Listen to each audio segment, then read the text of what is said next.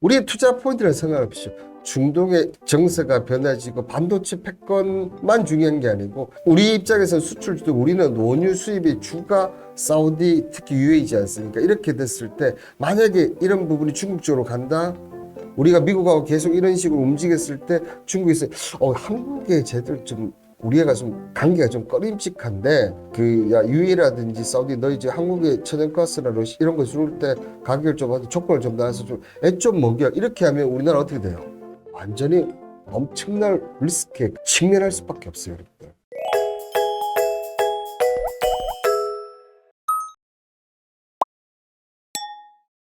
퇴근길에 편하게 들으시면 투자에 보는 눈이 달라지실 겁니다. 자, 1강을 놓치신 분들 뒤에 다시 보기 나오시니까 지금 보시고 바로 1강 다시 보실 수 있으니까 그냥 계속 시청하고 계시면 됩니다. 자, 2강 시작하도록 하겠습니다. 2,500조 원의 석유 제공. 이 나라가 어디인지는 여러분들 다들 아실 겁니까? 다 바로 사우디입니다. 그렇죠? 사우디. 이 사우디와 미국이 빈살만 그리고 바이든이 이 왕세자 대통령 이후에 정말 사이가 많이 멀어져 있습니다. 그죠? 엄청 정말 이 페트로달러를 만들었던 이 두 나라가 멀어졌는데 최근에 이 미국이 손을 내밀고 있습니다. 그죠? 국무장관도 하고 보좌관도 하고 손을 내밀고 있는데 과연 이 미국의 속내는 무엇일까요? 그죠? 왜 갑자기 멀어졌던 사우디를 다시 이렇게 손을 잡으려고 하느냐? 여기에 또 빈살만은 왜 이런 지금 중국과 러시아 이런 탈미국화를 지금 추진을 하고 있느냐. 자, 이 진짜 의도는 과연 무엇일까? 이런 부분 보시면 여러분들 지금 정세가 이렇게 바뀌는구나. 내 투자에도 이런 흐름을 알고 있고 이런 쪽으로 바꿔야겠다. 이렇게 생각이 드실 겁니다.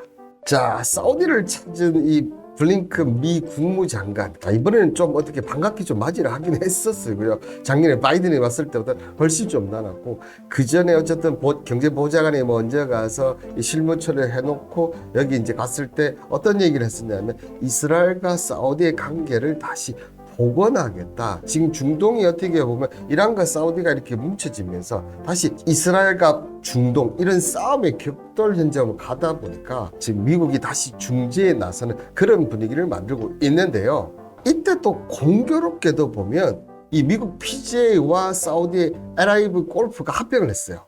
아시다시피 이 사우디가 천문학적인 돈을 투자하면서 LIV를 골프대를 만들면서 지금 PGA가 싸움을 많이 해서 특히나 PGA 유명한 선수들을 엄청 많이 들어가서 이 LIV 골프대에 투입을 시켰거든요.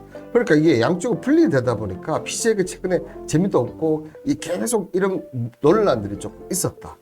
그런데 이 사우디가 PIF 새로운 투자 유치에 대한 거부권을 가지고 독점적 지위가 계속 유지가 될 거라는 불구하고 합병을 발표했어요. 내심 보면 사우디 승인데 안 해도 상관없지 않습니까? 근데 계속적으로 이렇게 사우디에 대한 제초를 보내고 있다는 겁니다.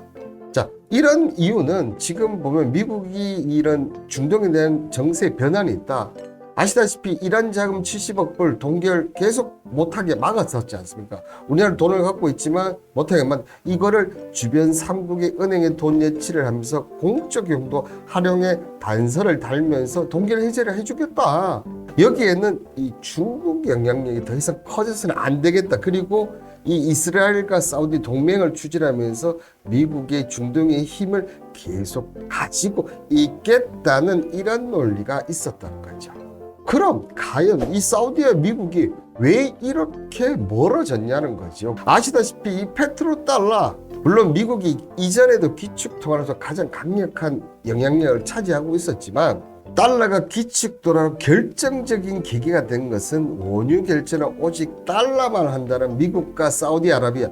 이 당시에 사우디아라비아와 이란이 어떤 사이였습니까? 정말 싸움이 심각한 시기였었죠. 이때는 이란도 꽤 국력이 있었어. 지금은 사우디가 훨씬 많지만 이 당시에는 사우디와 이란이 비슷비슷했는데 군사력은 이란이 훨씬 더 넣었죠. 그러니까 사우디아라비아 입장에서는 이 이란이 만약에 그 공격하면 우리는 어떡하지?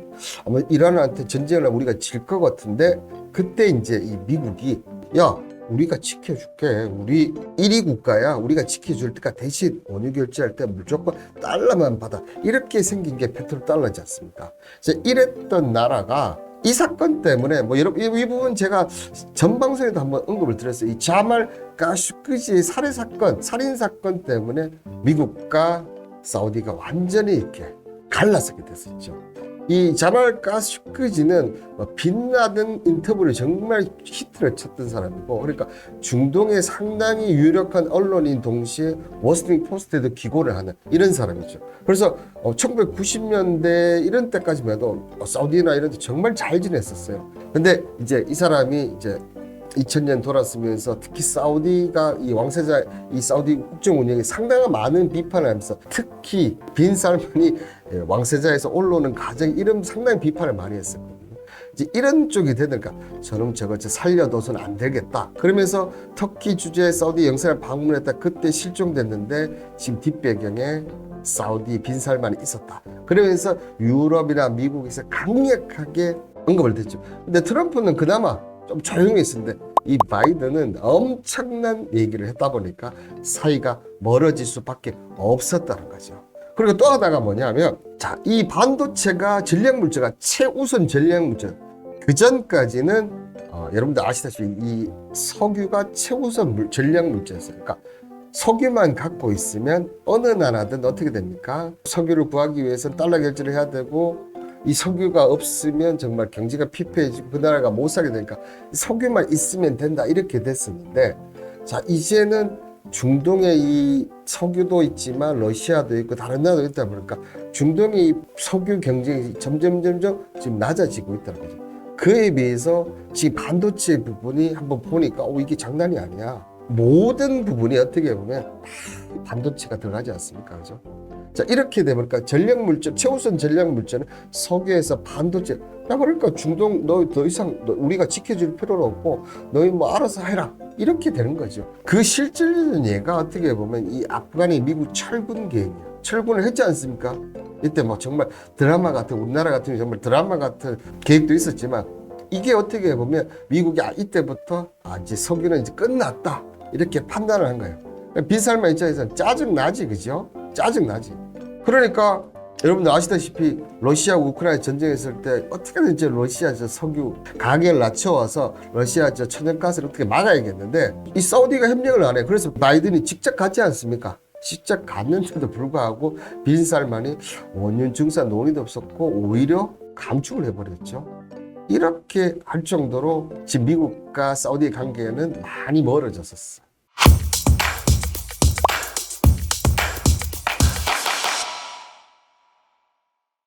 이런 미국이 이제 다급해졌어. 이 다급해진 이유를 한번 본다면 최근 주요 국가대 사우디 무역 규모를 한번 보시면 미국은 어디 있습니까? 한국보다 더 밑에 있어. 한국은 여기 대부분이 뭐겠습니까? 석유겠죠. 전형 석유, 그 다음에 무기. 이렇게 되는 거죠. 그죠? 석유, 무기. 그런데 이 미국의 빈자리를 누가 가져왔냐 보시면, 자, 역시나 중국이 이 미국의 빈자리를 차지하면서 미국 입장에서 이러다가 중동 패권을 우리가 뺏기는 것이 아니냐. 이렇게 된다는 거죠. 여기에 또한 또 경제적인 이익까지도 또 연결되어 있는 거죠. 빈살만이 정말 미국도 많이 투자도 해놨어요. 달러도 많이 갖고 사우디가 투자도 많이 하고. 근데 보시면 미국의 국방 및 항공 업계에서 2,650억 달러에 달하는 사우디 주문이 대기 중이고, 사우디 제2항공사 리야드 에어에서도 지금 150대에서 737 맥스제트 여객기를 판매하기 위한 계약을 성사시켜 노력 중이에요. 이 양국간 규모는 550억 달러. 엄청난 거예요. 이러니까 계속 관계가 멀어지면 어쨌든 사우디 최고 통치자 빈 살만이지 않습니까? 야, 미국 말고 미국밖에 맥이 못 만들어? 다른 나라 만들잖아. 다른 나라 좀 하자. 이러면 이런 경제적이 뺏긴다는 거고. 또 하나 있죠. 자, 보이십니까? 2015년에서 2019년까지 미국산 무기 수입 구매를 보시면 압도적입니다. 그죠? 사우디가 단연 1위예요. 사우디는 이란 때문에 지금 계속 무기를 미국에서 공급했고, 이 미국을 대체하기 위해서 한국 지금 여기 나타나지도 않아요. 지금 최근에 지금 나오는 나라가 누구냐면 중국이라요. 어떻게 미국과 가까웠기 때문에 철저하게 중국을 배제했었는데 이제 미국과 멀어지고 미국에 너무나 많은 막대한 이익을 줬지 않습니까? 이러다 보니까 중국과 얘기가 계속 나오고 있다는 거죠. 자, 보시는 얘기가 이제 중국, 사우디, 이집트의 무기 공급 협상 중에 하겠다. 그러니까 앞서 얘기했던 비행기도 충분히 다른 나라로 바꿀 수가 있다는 거죠. 여기에 또 지금 최근에 불고 있는 페트로위아나로 결정을 하겠다. 이렇게 지금 얘기가 나오면서 이 홍콩 매체 레바논 정보업체에 의하면 미러 의존도가 너무 높으니까 이걸 낮추면서 어떻게 보면 실리적으로 사우디도 지금까지 미국 중심이었다면 이제부터 실리적으로 하겠다는 겁니다. 흥미진진하지 않습니까? 이런 와중에 지금 시진핑 중국 구석이 사우디아라비아 수도 리야드에서 열린 중국 걸프 협력 정상회의에서 향후 3년, 5년 동안 걸프 협력 회의를 국가들로부터 원유와 천연가스를 충분히 늘리겠다. 그러니까 위안화 결제를 해달라. 페트로 위안화 얘기가 계속 나오고는 있었지만 시진핑이 한 번도 얘기한 적이 없었거든요. 근데 이번에 드디어 이 미국과 사우디가 벌어진 이 틈을 통해서 어떻게 했습니까? 시진핑이 이제 사우디 방문도 하면서 페트로 위안화 가겠다 이렇게 얘기를 했어. 자, 이 방안이 실행되면 국제 석유 시장에서 달러 위력이 줄어들 수밖에 없고 달러 결제는 이렇게 되면 뭐 위안화가 되든지 러시아가 되든지 어차피 이쪽이 다 지금 크게 되니까 이거를 야 시진핑이 우리 결제 많이 해줄 테니까 우리 쪽으로 오라는 겁니다. 여기에 이 시진핑은 또 당근책까지 내죠. 자, 양국 관계의 새로운 시대가 열렸다. 새로운 시대 지금 열리고 있는 건 확실합니다. 그죠? 여기에서 34개 분야에 300억 달러, 약 39조 원의 투자 양의 각서를 했습니다. 자, 어떻게 보면 이건 처음이에요. 그러니까 만약에 이 지금 요가에서 39조를 시작하지 않습니까? 이렇게 되면서 서서히 중국도 사우디가 돈이 없는 나라지 않습니까? 그리고 여기 네옴시티가 있는데 각국이 이익을 도모할 부분이 너무 많아. 그러면 이 부분을 39조가 점점점 늘어서 390조가 충분히 되고 3,900조도 될 수가 있겠죠. 이런 식으로 될 수가 있다는 겁니다. 자, 여기에 지금 이란과 사우디아라비아 관계 정상에 합의하면서 혼란했던 중동 정세가 급격하게 안정을 찾았는데 이번에 최근에 이란과 사우디 그 앙숙 같은 이 두 나라가 중국의 중재를 해서 드디어 하해를 하면서 합의를 했습니다. 자, 이렇게 되면 원래 이란 중국 친밀했었어요. 그죠?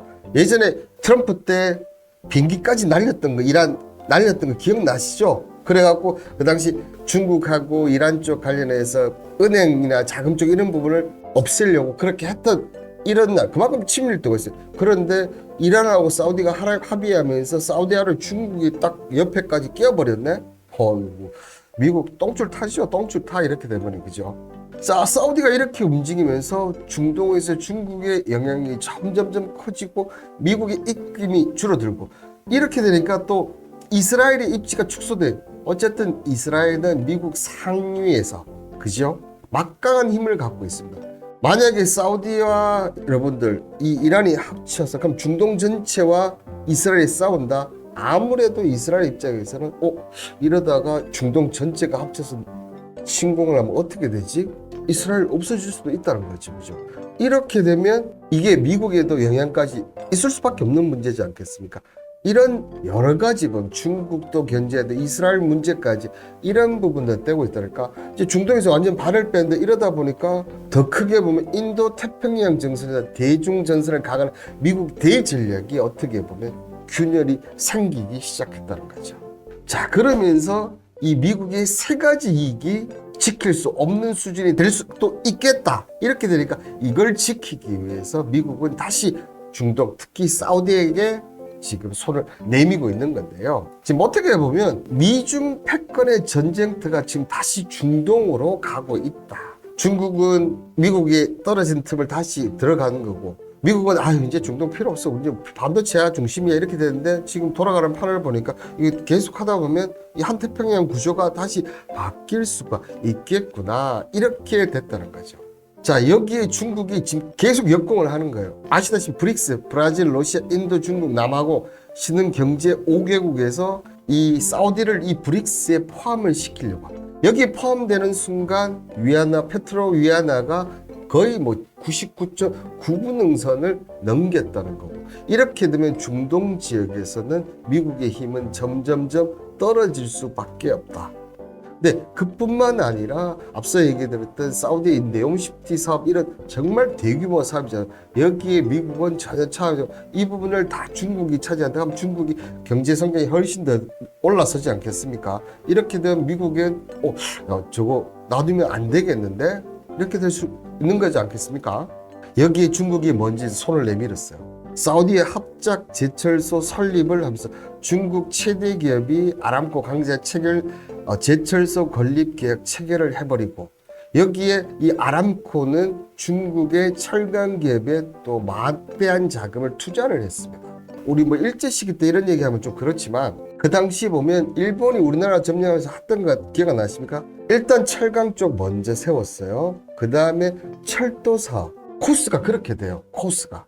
네옴시티도 지금 그런 코스를 밟아가고 있다는 거죠. 자, 이렇게 되면 모든 이 중동의 사업이 패권을 중국에게 지금 다 뺏길 판국이야. 그죠? 자, 이렇게 되니까 원래 이 한태평양에서 I2U2 이렇게 지금 외교 협력체를 구성했었거든요. 인도, 이스라엘의 첫 글자 I와 미국과 아랍에미리트의 첫 글자 U를 합성해서 이렇게 만들었었는데, 이게 지금 만들어서 하려고 했는데 중심이 지금 중국, 사우디, 이란 이런 식으로 바뀌어 버리니까 지금 구상했던 이 I2U2가 지금 거의 힘들어지기, 아니면 좀 어려워지는 이런 상황으로 지금 되고 있었다는 거죠. 자, 그러니까 철도망 건설 이 부분을 지금 미 국가안보보좌관이 사우디, UAE, 인도 국가보좌관 철도망 건설을 하면, 요 철도망 건설은 이스라엘에서, 그래서 이스라엘과 사우디하고 이스라엘이 자, 다시 예전처럼 우리 잘 지내보자. 잘 지내면 너희들 지금 철도망 하는데 우리 기술력을 댈 테니까 너희들 자금 대고 철도망을 인도까지 이렇게 하면서 서로 윈윈하는 전략을 하자. 그러니까 이 중국판 141로가 아니라 미국판 1대1로로 이렇게 하면서 우리 경제 도모를 같이 합시다. 이렇게 지금 다시 가는 거죠. 자, 그러면 미국 입장에서 보면 딱 어떻게 보면 세 가지 같아요. 무기, 돈, 이란. 그죠? 자, 사우디가 이 무기를 73%를 미국에서 지금 다 수입했어요. 미도 이 시장을 잃으면 막대한 피해를 입을 수밖에 없다. 그죠? 그리고 중동 내 미 최대 교역국이 사우디고 올 2분기에 미국이 10조 투자했는데, 미국 입장에서는 받기만 받고 안 하니까 빈살미 입장에 야, 이게 너무한 거 아니야? 근데 중국은 돈도 주고 철도 이런 것도 해준다고 하니까 저쪽으로 넘어갈 수밖에 없는 거죠. 그리고 어차피 이란은 아무리 지금 뭐 손을 내밀고 있지만 이란보다는 사우디하고 더 친한데, 만약 사우디까지 이러면 앞서 얘기드린 대로 중동 내에 친미 기반이 싸그리 이스라엘 하나 빼놓고 다 없어질 가능성이 높다. UAE도 만약에 사우디, 이란에 합치면 친미 계속하기가 쉽지가 않아요. 이런 흐름이 되다 보니까, 그러면 미국의 세 가지 이익이 뭐냐? 자, 첫 번째가 안보 이익입니다. 그죠? 한태평양부터 해서 무기까지 해서 이런 안보 이익이 감소할 수밖에 없고, 경제, 자, 보인기부터 해서 철도 이런 부분들, 그리고 네옴시티, 자, 그리고 전략적으로 봤을 때 중동의 텃밭을 미국에 뺏긴다. 자, 중 패권 전쟁에서 어떻게 뭐 한 축을 잃을 수밖에 없다는 이런 결론이 나면서, 이런 이익을 지키기 위해서 미국이 다급해졌다는 거죠. 그리고 마지막으로 하나 더, 바이든 대통령 재선입니다. 만약에 이 재선 과정에서 중동 깨닫기 실패해서 만약 에너지 정책에 이런 부분이 실패를 했다, 재선에 막대한 영향을 미칠 수밖에. 아니, 예전에 우리가 그렇게 아프가니스탄 또 돈도 많이 내고 그렇게 많이 투자를 했는데 하나도 못하고 이게 뭐냐, 이렇게 될 수 있다는 거죠. 그러니까 재선을 위해서 바이든 대통령 중동을 무조건 그냥 예전 초반처럼 야, 네가 뭔데 이렇게 나올 수가 없다는 겁니다. 그죠? 자, 이렇게 하면서 사우디를 달래고, 이란 같은 경우는 원유 수입 대금을 어떻게 했습니까? 다시 야, 요런 조건만 맞춰준다면 제3자, 그리고 너희가 확실하게 그러니까 이란 왕세자 쪽만 쓰는 게 아니고 국가를 위해서 써준다면, 인도주 용도 중에서 써준다면 우리 이거를 할 수가 있다. 이렇게 하는데, 이 관련해서 이제 조금 협상이 지금 안 되는 이유가 우리나라 농축도를 60% 높이지 않는다는 조건, 이런 조건을 붙이다 보니까 지금 조금 힘들어지고 협상이 지금 원활하고 있지는 않는 것으로 알려져 있습니다. 자, 어쨌든 이번 미 블링컨 블링컨 국무장관이 중동 리더십 보고를 났으면서 사우디 이스라엘 관계 정상화 촉진이 어떻게 보면 첫 번째인 것 같아요. 이 부분이 성공을 한다 그러면 철도하면서 앞서 제가 얘기했던 부분이 술술술술 이렇게 나올 수 있다는 거죠. 자, 그러면 중국의 입장도 알겠고 미국의 입장도 알겠고, 그러면 과연 이 사우디 왕세자인 무하메드 빈 살만의 진짜 이유는 뭘까? 빈 살만 입장에서는 지금 어떻게 보면 거의 이 왕세자가 지금 240조 정도 된다고 제가 알고 있는데, 그 많은 돈을 솔직히 미국에 지금 많이 투자를 했는데 미국과 지금 관계가 안 좋아졌던 부분도 좀 있습니다. 그죠? 그런 부분도 있지만 중국하고 하면서 야, 근데 어쨌든 중국이 이란하고 더 친한데 우리가 친하게 한다고 중국이 우리 편을 계속 들고, 이런 불안감이 분명히 존재할 수밖에 없거든요. 그런 관점에서 봤을 때 왜 빈살만은 이렇게까지 진짜 중국하고 실리 외교를 계속하고 있느냐. 자, 이런 부분은 자, 이 빈살 왕세자 지망 배경부터 좀 스타트를 해보면, 이쪽은 자, 이쪽이 아버지 세대, 그 다음에 이게 어떻게 보면 형제 세대라 이렇게 보면 순차적으로 간다고 하더라. 왕세자 지명이. 그러니까 여기 왕세자가 죽거나 막 어떻게 돼야지만 그 다음 동생 이 세대가 다 끝나면 그 다음 형제 이렇게 되지 않습니까? 원래 빈살만 같은 경우는 왕세자 때 순위사가 4번째였었어요. 4번째, 그죠? 이 4번째였는데, 자, 특히나 요 지금 이 니아르가 지금 유력했었는데 어떻게 했습니까? 이걸 제치고 지금 올라왔다. 그러다 보니까 지금 니아르가 죽지는 않았었거든요. 언제든지 다시 왕세자가 바뀔 수 있다는 이런 불안감이 좀 항상 존재를 한다는 겁니다, 여러분들. 이런 불안감을 떨치고 사우디를 더 강국으로 만들어야겠다. 그게 여러분들 뭔지 아시죠? 바로 사우디 왕세의 야심, 이 1300조 원의 네오시티. 근데 네오시티가 좋은 점 정말 많은데 그림자도 있다는 거죠.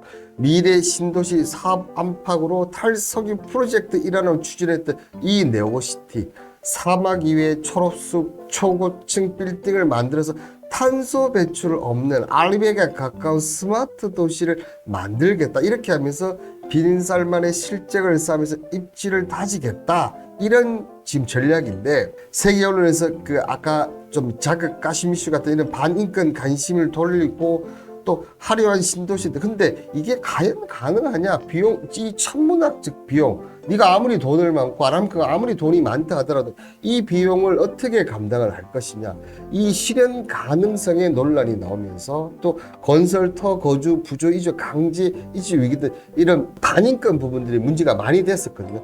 이런 부분 때문에 투자가 원활하게 지금 이행되지 않고 있었다는 거죠.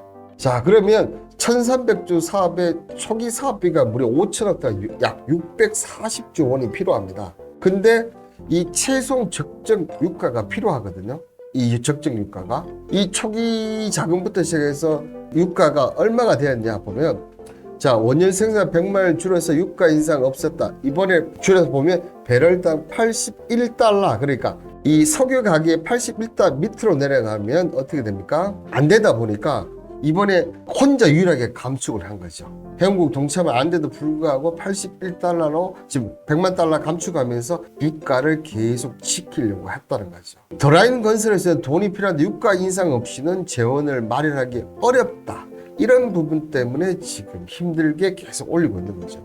근데 자, 여러분들 이 81달러 이렇게 돼 있지 않습니까? 근데 지금 올해 초에 원유 가격 전망을 보시면, 자, 1분기, 2분기, 3분기, 4분기 연간 이렇게 보시면 밑으로 내려가 버리면 저유가 77달러고 그다음에 올라가면 85달러 이렇게 지금 전망을 했었어요. 근데 실제적으로 어떻게 됐습니까?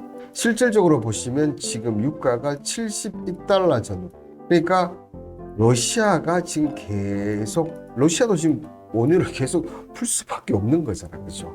천연가스를 계속 풀다 보니까 올 초의 전망치보다 지금 많게는 20%, 적게는 10%가 지금 줄어서 가격이 다운돼서 거래가 되니까 지금 빈살만 입장에서는 어떻습니까, 여러분들? 입지도 그렇고, 아, 이거 네옴시대 사업이 자초되는 거 아니야? 이렇게 될 수밖에 없다는 거예요.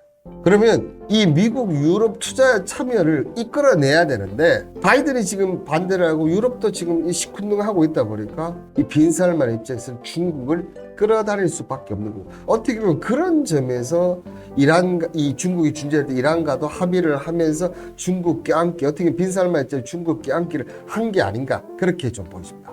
자, 블룸버그 통신에 따르면 네옴시티 필요한 자금 3,200억 달러, 이 중 절반이 1,600억 달러 국부펀드에 나오고 나머지 절반은 네옴시티 프로젝트를 주시장에 상장시켜 외부 투자자를 모집해 자금을 도출해야 되는데 중국, 유럽 반응이 없어. 그렇게 하면 어떻게 합니까? 결국은 뭐 인도라든지 러시아라든지 중국 이런 브릭스 국가들에게 투자금을 받아야지만 된다. 그렇기 때문에 지금 빈살만 입장에서는 중국을 버리지를 못할 수밖에 없어요. 이렇게 되니까 미국이 답답해지는 거죠. 그죠? 어쨌든 이런 전체적인 흐름을 제가 좀 종합적으로 얘기를 드리면, 이 석유 패권국에서 이 석유 패권국 자리도 지키고 그다음에 빈살 무하마드 빈살 왕세자 자리를 보존하려면 네옴시티 사업이 절실합니다. 정말 절실한데 이 절실한 사업의 초기 자금 한 절반 정도는 자기가 된다고 하는데 나머지 절반은 상장도 시켜야 되고 투자 유치를 받아야 되는데 이 투자 유치가 지금 전 세계적으로 미국과 유럽에서 반응이 별로 좋지 않다. 그럼 이 반응을 나쁜 것을 반응을 좋게 만들고 또 다른 이란이 안 됐을 때 이한 항상 대체가 있어야 되지 않습니까? 그죠? 이런 부분들을 하기 위해서 지금 미국과 중국을 최대한 이용을 하지 않는가, 이렇게 좀 생각이 드는데, 이런 관점에서 여기에 또 불안 요소는 분명히 있습니다. 그죠? 러시아와 지금 어떻게 보면 우크라이나 전쟁이 언제 끝나느냐. 만약에 전쟁이 끝난다고 하면 석유 가격이 여러분들 낮아질 것 같습니까? 아니면 올라갈 것 같습니까? 저는 솔직히 반반이라고 생각하거든요. 저는 좀 반반이라고 생각하고, 자, 이런 부분들, 그리고 또 지금 중국이 지금 다시 이렇게 왔었을 때 과연 빈살만은 중국과 미국을 어떻게 보면 지금 동시에 이용할 수밖에 없지 않습니까? 그죠? 일본이 지금 요즘 반도체 갖고 이렇게 정말 잘하고 있지 않습니까? 이런 부분들을 했을 때 시진핑이라든지 바이든은, 특히 제가 봤을 때는 바이든 입장에서는 재선 때문에 어쩔 수 없이 할 수밖에 없어요. 근데 시진핑은 또 다른 수가 있고, 우리나라한테 하는 거 보십시오. 석유 부분은 충분히 러시아에서 가져올 수가 있거든요. 이랬을 때 빈살만은 즉 페트로 달러를 버리고 페트로 위안화 쪽으로 갈지, 이런 식의 변화가 온다. 자, 그렇다면 우리의 투자의 포인트는 어떻게 해야 될 것 같습니까, 여러분? 우리의 투자 포인트를 생각해보시죠. 중동의 정세가 변화지고 반도체 패권만 중요한 게 아니고, 우리 입장에서는 수출 주도, 우리는 원유 수입의 주가 사우디, 특히 UAE지 않습니까? 이렇게 됐을 때 만약에 이런 부분이 중국 쪽으로 간다, 우리가 미국하고 계속 이런 식으로 움직였을 때 중국에서 한국에 쟤들 좀 우리가 좀 관계가 좀 꺼림칙한데, UAE라든지 사우디 너희 이제 한국에 천연가스나 러시아 이런 거 줄 때 가격을 좀 하고 조건을 좀 나눠서 좀 먹여, 이렇게 하면 우리나라 어떻게 돼요? 완전히 엄청난 리스크에 직면할 수밖에 없어요. 안 그렇습니까? 이제 그런 부분에서 또 중동 지금 사우디라든지 폴란드 무기 수출 정말 열심히 하고 있는데, 이런 부분 중국에 한다면 무기 수출에 우리 또 한 축은 좀 줄어들 가능성이 좀 높지 않겠습니까? 그러니까 에너지 부분, 그다음에 우리의 요즘 주력으로 지금 올라가고 있는 이런 부분들, 그러면 또 전반적으로 반도체 부분까지도 영향을 미치고 자동차 이런 부분까지 경제 전반 영향을 미친다. 이런 우리 투자의 큰 흐름이 이렇게 나온다는 거죠. 여러분들의 생각은 어떻습니까? 한번 댓글에 창을 한번 올려주시겠습니까? 제가 얘기했던 부분이 홍반장 얘기했는 게 맞는 것 같다, 아니면 또 다른 생각이 있으시면 좀 올려주시고, 자, 이런 부분을 판다면 이 외교란 것은 정말 철저하게 논리가 바뀌고 영원한 우방도 없고 영원한 척국도 없는 그런 철저한 자국, 지금 어떻게 보면 이 신냉전주의, 어떻게 보면 지금 냉전주의 신냉전주의가 있고 신자국주의 뭐 여러 가지 많이 나오지 않습니까? 이런 부분들이 지금 더 강하게 나오고 있지 않나. 지금 근데 안타깝게 지금 OECD 경제 성명을 보면 우리나라가 점점 거기에 포함이 되지 못하고 점점 배제되는 느낌이 아닌가.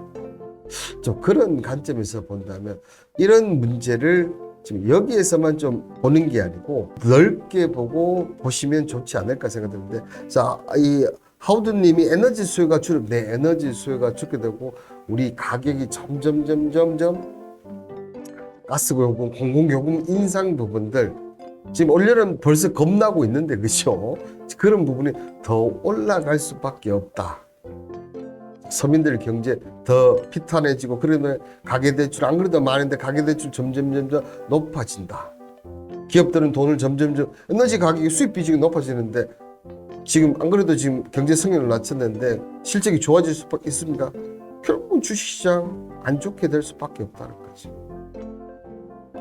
이런 전체적인 부분들이 다 이어지는, 자, 오늘 이 내용들, 자, 사우디가 왜 이렇게 전략을 선택할 수밖에 없었어?